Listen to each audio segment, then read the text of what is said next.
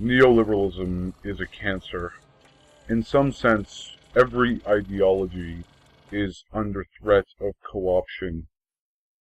For example, some feminists give in to these liberal notions and find themselves pleading for women to be in oppressive positions of power, ultimately maintaining the patriarchal institutions that keep us all enslaved, like black men or black middlemen who found themselves doing the whipping in place of their white masters in exchange for a larger share of the meal compared to all the other slaves.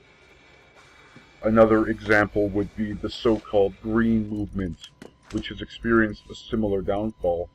No longer is the primary concern something like a reconsideration of the relationship between humans, their natural environments, and other species and other humans, or an attempt to critique the perspectives of looking at the earth, its forests, and oceans as purely resources to be exploited.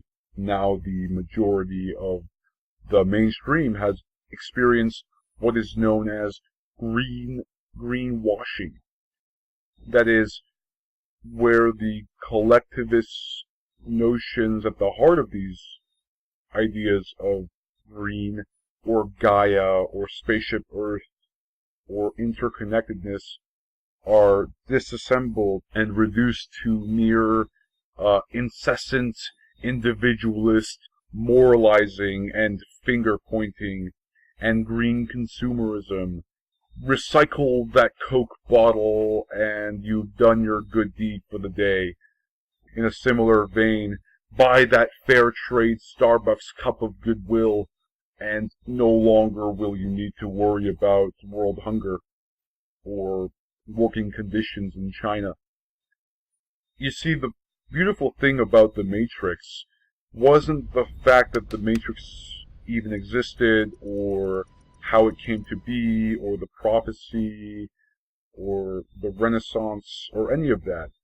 The beauty of the Matrix is the fact that Neo has powers outside the Matrix, meaning that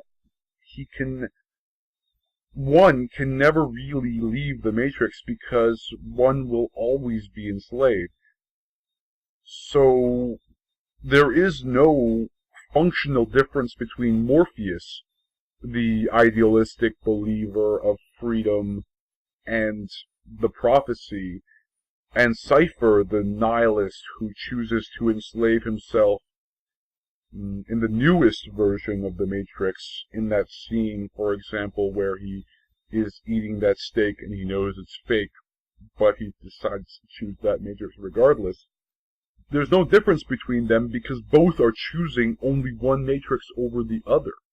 See, there is only one type of revolution, and that's the ongoing revolution. To take a third pill, to see reality through the dream, rather than attempting at some sort of reality in itself.